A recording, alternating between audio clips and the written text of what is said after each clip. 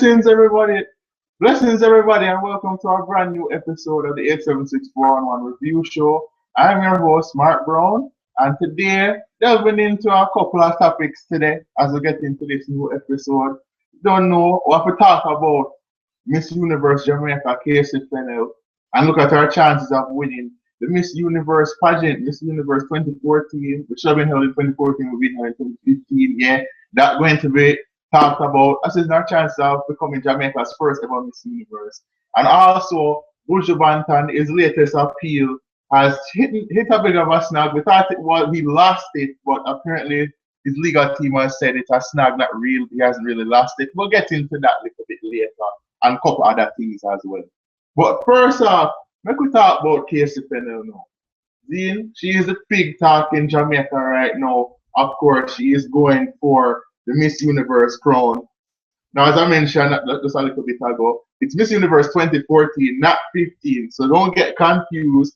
It was supposed to be held late last year, but because they could not find a venue, a proper venue to do the pageant, they decided to hold it off until they could find one. So they found it. They settled on Doral, Florida, in the US, and they decided to host it in the United States this time around. So Miss Universe 2015 moved to January 25th, 2015 after they sorted out the venue issues and so on and so forth. No, Kaci Fennell, a lot of people still not really that familiar with her. She's a 22-year-old out of Kingston, my hometown, out of Kingston, right? And she's a girl who, I'm not going to lie to you people, I'm very captivated by this girl. I'm going to tell you why. Kaci Fennell, I remember when Miss Universe Jamaica just happened and thing, and there was, as with any pageant, some people wondering should she have won, shouldn't she have won. But I tell you, when I saw her interview on stage and her interviews not too long afterwards, I really, really look on this girl and I say, she really have potential to go somewhere with this thing, She really have potential because I look at her person in her interviews. She's very funny. Her personality just easily grabs your attention. You understand? And she likes to make jokes. She does this unassuming with things. She's just very, cool and easy to just talk, easy to approach. She's not this, because the stereotype with beauty queens. Uptown, stush, blah blah, riri, tea. People love these stereotypes with pageant winners, but this girl completely different. Like she's very, very approachable and very personable, people person kind of girl. This is what I'm saying. She's spontaneous. I remember I was reading her bio the other day on the Miss Universe website. Once she swam with sharks, which I found very random. She's a big foodie. She may look thin, but she's a big foodie. She loves to cook. Her mother, I believe, is a baker. So she's set. You understand? She loves food, especially very spicy foods. And she's very intelligent. Like, if you listen to this girl, very, very articulate woman. Of course, with the Miss Universe Jamaica win, I believe she got a scholarship to a school overseas. So she's definitely very, very intelligent, very intellectual. When you hear this girl speak, it attracts you to her. Because one thing me attracted to is intelligence, just as much as beauty. So intelligence to me, and that's a very key part of, because if you're going to win Miss Universe, you have to have three quantities. The intelligence, because not just the questions, but just the frame of mind. You understand, to know what you have to do and how you have to approach the people and gain the people's trust, the judges' trust, the fans' trust with what you're going to say and what you're going to do if you should win Miss Universe. Of course, the style and the beauty and everything, you have to be stunning. You have to have the walk, pat down, everything. Everybody say, yeah, this girl confident with herself. And confidence, you have to have confidence. You can't be intimidated by the big stage, because millions of people watching all around the world. You have eight contestants fighting for the supremacy. So definitely, it's a contest where you have to be on your A game at all rounds. But look at this girl, and I saw something special in her. And lo and behold, she goes to the preliminaries. So she flew over there a couple of weeks ago. She's doing her media rounds. She's doing the competitions, those pre-pageant competitions. They always do.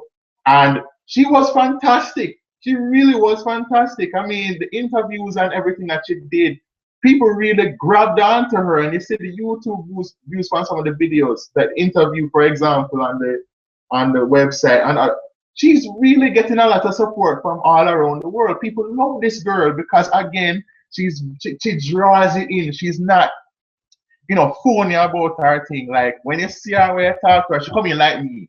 You understand? She just come in like one of the peeps. You understand? Nothing fears her. She not look like one of them typical girls, as I said earlier. She is very, very easy to reason with, right?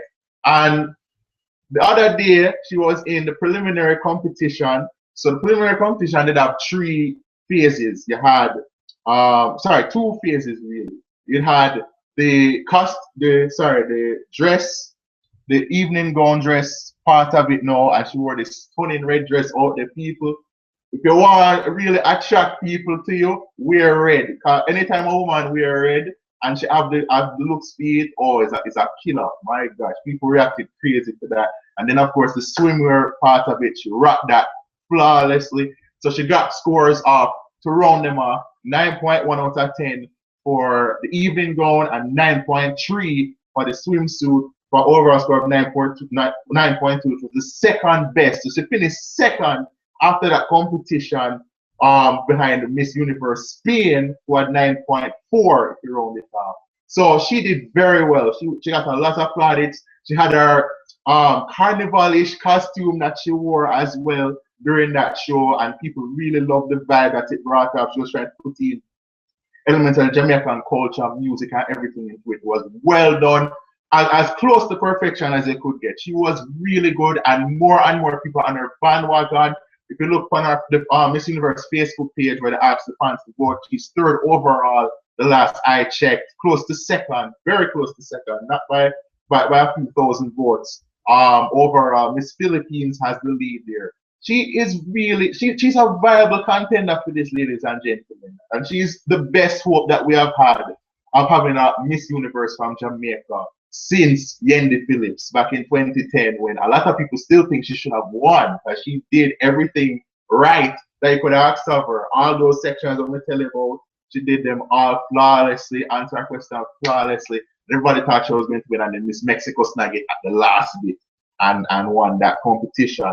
And the best thing about her too, I mean, and people will say I'm bashing her. I'm not bashing her, but people will look on Yendi and say, compared to her, I mean, Yendi is a very fun-loving girl. She's spontaneous in her own ways. But people will look on her and some of the controversies that she have, and this is where she's the polarizing figure that she is, and people will say, oh well, she's not really like that in real life, because the troubles with Asaf and Chino and all of this drama and reality, and sometimes the very blunt way that she deals with the media, which is on the other end, because she's a media personality herself.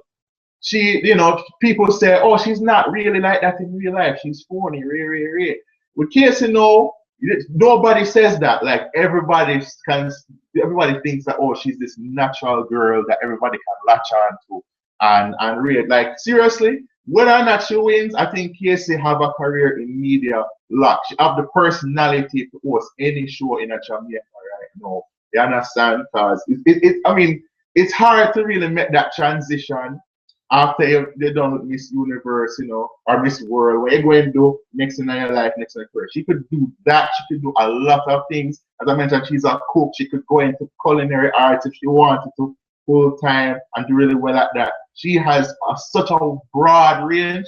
I think that she has a great post career. But of course, how well they do in this competition will more so help your profile.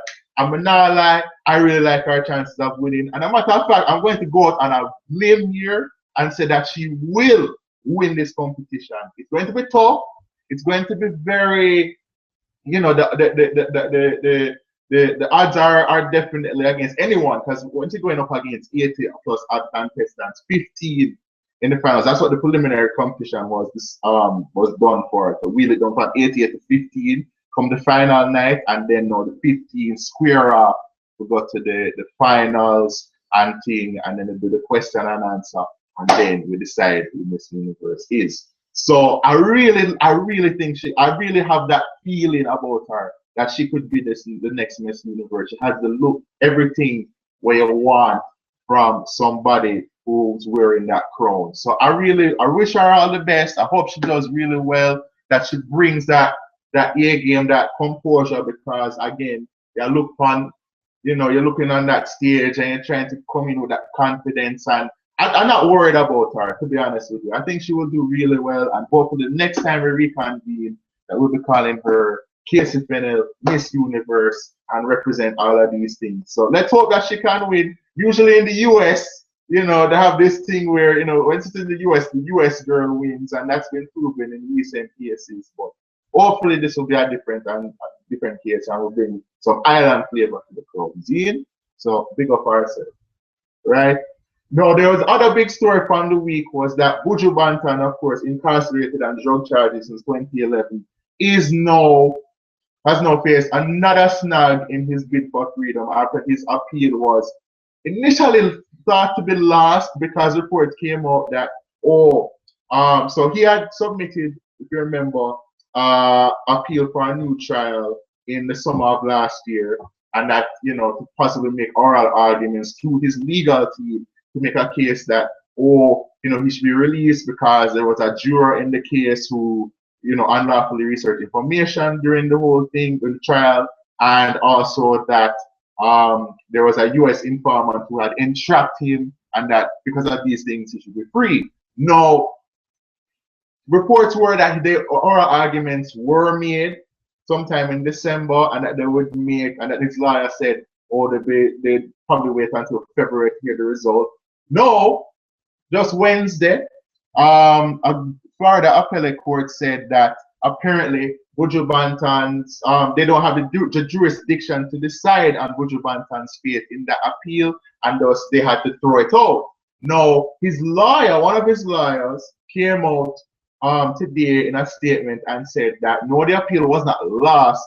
They're trying to work out a way in which the appellate court in Florida can have the authority and the jurisdiction to make that decision on that appeal to be able to grant him a new trial. So they're trying to work that out, and once they work that out, they're confident that they can get him free and that they can get the decision that they're hoping for. Now, I look on it. Right now, next month makes it 4 years since Buju Banton has been incarcerated, and of course his release date is 4 years from now, February the 1st, 2019. And I look on it and I said to myself, boy, where is this thing going with Buju? Because he's basically been trying to fight, and you admire the fighting spirit, so because if a man really believes he's going to do something, he will really fight for his freedom all the way through. But you look at it and you say, boy, Buju, I really don't know if it's worth it at this point, because if this thing fails, there's really nothing you can go to after that. I mean, you've tried so many times, they've rejected you so often, and they're saying, well, you don't have enough of a strong case, and remember I said, this is the US law enforcement, this is the US court system you deal with, it's hard to come there and prevail in a situation like that when you've been convicted of a federal case. And especially because it comes from a different country, they're just as hard, if not harder, on those cases. So you look at Buju Banton and you say to yourself, is it really worth it? Continuing to go. I mean, it's a long time, but 4 years from now, he is free and thing. And you just say, maybe you just hold out and just say, boy, I just one of them things where, Jah put me through it and I just have to do my paces. Even though I feel it was wrongly done, I feel like I was made a scapegoat and that I was entrapped, and all of these things happened in the trial, which wasn't right. At the end of the day, maybe we should just, serve my paces, leave it to the Almighty and tell my story and we're done. But knowing Buju and knowing people who know him well, that's not how he's going to think. He's going to keep fighting this to the end. Even if he have to put in an appeal the year before or months before him left out of prison, he will do it, because that is just the type of man Buju Banton is. He's a very resilient man. He's a very, he's a tough guy. There's, from accounts of you know, what I've heard, and he's reportedly in a prison in Georgia right now. People look at him and them say, boy, people who know him say, boy, him hanging tough, you know, him losing weight, you know, him missing family and all of them things there, but him still holding strong, him doing things to keep himself educated and keep him mind stimulated while he's there. Just keep himself positive until that day comes when he can walk free. So it's good to hear that Buju is at least keeping the faith in that regard. But I don't know how much more he can do against a very tough legal system and a very tough government. It's very tough to overturn these things. So we'll see what happens. I hope that, you know, possibly something can work out for him. But it's getting to that stage where you wonder if it's worth the hassle at this point. So we'll just wish Buju all the best. We hope he comes out at some point because the music would love to see him again. I mean, could you imagine the possibilities? Buju Banton coming out and doing music with the new youth singing reggae music like Chronix and Protege and Jesse Raya, Tabak and all those people. It would be great to see. And his son, of course, Marcus, who's been doing great things as a producer. So we definitely want to see that from, you know, Buju whenever he does come out. Right? So one other thing that was in the news too, there was a thing about the Minister of Education, Mr. Ronald Thwaites. He came out he was at some function talking to these students. And apparently him, because of course Gully Bop is so popular now and thing, he decided to take a shot at him while he was talking to these students at this function. And apparently he called him Gully Flap. So he was talking about this interview which Gully Bop did do, where I talk about, oh, I'm only mind a certain amount of picnic when I've reported I have 6 children, but I'm only mind 3 of them because I'm only deal with kids whose mothers are either working themselves or have men in their lives who work, right? So him says something to that according to Thwaites, and Thwaites call him Gully Flap, style him, say this is why, you know, this is what is wrong with Jamaica. We know we don't have enough accountable fathers and Ray and T and all of that stuff. And I look at that and I say, real, I mean, first of all, they can't blame one man for a countrywide cultural problem. I mean, this has been going on for God knows how long. Not just in Jamaica, but in the black community especially, all around the world. That a lot of our men aren't exactly the most upstanding fathers. They don't commit to stuff like that, you know, because either them look at it and them say they have to be away in order to get money to provide for them children, or them just don't want to deal with the responsibility altogether, right? So you look at that and the way him style calling back was kind of funny. You read the Jamaica Observer, the story was in there today. And it was a really interesting thing. Now, politicians blaming other people for problems because people chastised him, commented and said, oh, you should do more with the period teachers program and Ray and they can't really use one person as an example for something which, you know, people have to look in themselves and wonder if they really want to be parents or not. So it's one of those things. I mean, you know, Gully Bop's there, very, instead of most outlandish things, you know what I mean? And he did say before that he's doing his best to get in his children's lives, all his children's lives, even though him saying don't take care of some really. But yeah, he's trying his best in that vein. And yeah, you know what I mean? Apparently Gully Bop doing some shows now, trying to get some shows now out of the country. And I don't know if I said this last week, but there was one thing where he did a big crash in car and him and him fiance Miss Shana Chin did I talk about it and did I get hype and say, oh, she better buy me, the woman who's crashing in my car, she better buy me a new vehicle, a big vehicle, a big one me to get, and we need a new vehicle, you know, you can't just crash on them things and expect to buy it. But they said Gully Bop, you're a real hype brother, you know, you need to calm down, just focus on your career, level yourself and just, you know, build up the things, and that's what you need to do, right? Yeah, man. Shout out to 3R40 Records, by the way. That's a new label that Specialist is with. Specialist, of course, left Downtown Records to go to them. And thing just recently. And they're a group from out of Denham Town. There's an interview with them at 87641.com where I talk about Specialist's new singles that come in with the label and other things that are going on with them as they try to break through. So shout out to them real quick. And oh, you need to check out this video the snippet of Aishana's upcoming video. Oh God, you make a big mistake with that woman there, I swear, because if you ever see that, it's a 15-second clip, but it will be worth your while. I mean, it's a very, very raw, hardcore kind of video. I tell you, people, just watch it. I can't even tell you what's going on in that clip there. It's too raw to talk about right now. Right? That's it for a new episode, sm641.com. Thanks for those who watched it live. You can also watch it on our YouTube page, on our Facebook page, 8764111, and at 87641ja.com. We'll be off for a little while, but we'll keep you up to date on what happens with Kaci Fennell on Sunday at the Miss Universe 2014 pageant.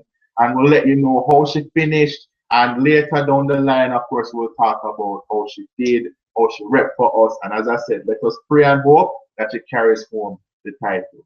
So little more. Peace out. Peace. Take care.